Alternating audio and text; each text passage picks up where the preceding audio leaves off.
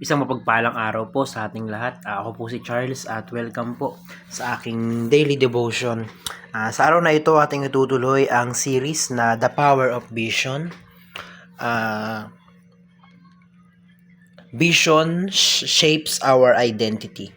So Genesis chapter 37 verse 5 to 9 ang sabi rito sa Tagalog,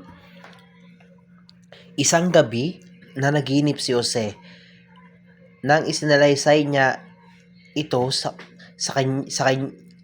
mga kapatid niya, lalo silang nagalit sa kanya sapagkat ito ang isinalaysay niya na naginip ako na habang naroon tayo sa bukid na nagbibigkis ng mga uhay. Bigla na lang tumayo ang ibinigkis ko at pinaikutan ito ng inyong mga ibinigkis na uhay na nakayuko.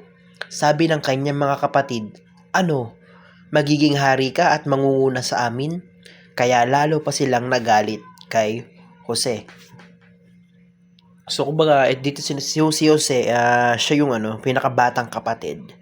Pinakabatang kapatid, and sa magkakapatid siya yung paborito ng tatay niya. So yun nga, si Jose nga nagkaroon siya na naginip siya na yung parang yung yung tupa niya ay yung big kiss nga ng niya ng palay, para sabihin natin ganun, ay tumayo, tas yung big kiss ng palay ng mga kapatid niya yumuko sa kanya. So parang sinasabi doon na maghahari si Jose. And nagalit doon yung mga kuya niya na yun nga, sabi nila, ano, maghahari, ikaw pa ang mangunguna sa amin, bunso ka lang, ganun. So kumbaga lalong nagalit sa kanya yung mga kapatid niya. So ayun, si Jose, so hindi nakakilala kay Jose, siya yung naging parang gobernador ng lugar nila. Hindi ako sure kung anong lugar pero naging gobernador siya. Kumbaga from magsasaka, naging gobernador siya. Pangalawang mataas, kumbaga yun yung sumunod sa hari. So kumbaga yun, nalaginip si Jose, naging hari siya, ganun. So sa unang teaching po na tayo, ang sabi rito, vision gives us dreams. So yung vision, meron ba tayong vision? Yan yung nagbibigay sa atin ng pangarap.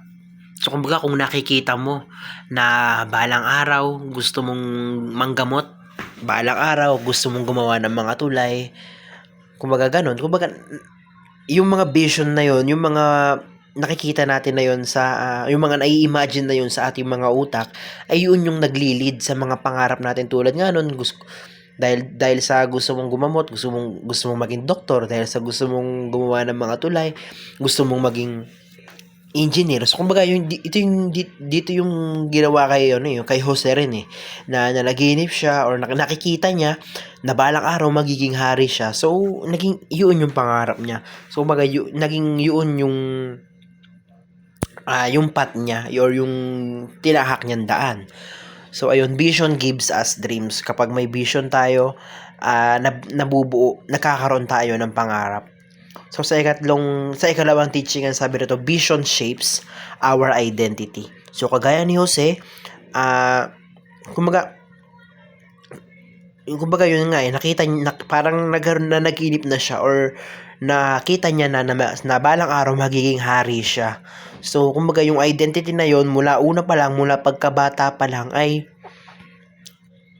kumbaga parang nakikita na. Kasi si Jose, kung sa mga hindi nakakaalam, si Jose is yun nga, nakulong siya, and doon sa kulungan na yun, naging hari siya, naging pinaka-respetadong tao siya doon sa kulungan na yun. Tapos naging alipin din siya, tapos naging pinakang mataas na alipin siya. So kumbaga sa buhay pa lang ni Jose ay talagang makikita mo talaga na balang araw magiging hari siya, kasi nagiging hari na siya. So kumbaga sa atin, vision shapes our identity. So kumbaga makikita sa atin yun na kung yung isang tao, kung yung isang estudyante magaling sa science, magiging doktor. Kumbaga yung estudyante magaling sa math, magiging engineer, gano'n. Kumbaga binibigyan tayo ng identity na kumbaga dahil nga balang araw magiging engineer ka. So habang bata ka pa nakikita sa'yo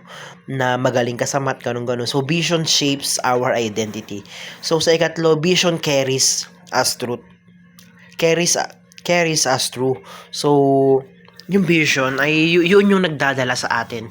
Yun yung yun yung pinakang tumutulak sa atin para magpatuloy. So kumbaga, kapag tayo ay may vision, kapag tayo may gustong magawa, kapag tayo ay may gustong makamit, yun yung nagiging, parang sabihin natin na nagiging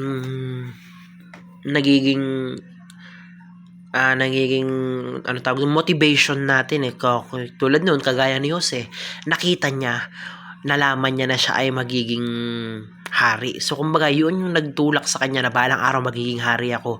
Kaya kailangan kong gawin to, kailangan kong maging ganto ganyan, kailangan kong maging masipag ganto, parang ganun ba. So kumbaga vision carries us through. So kapag ka nakikita mo na balang araw magiging negosyante ka, magiging doktor ka, magiging pulis ka, magiging teacher ka, ito yung magtutulak sa iyo na yung pangarap mong yun yung magtutulak sa iyo para gumawa or magsipag ka, ganun.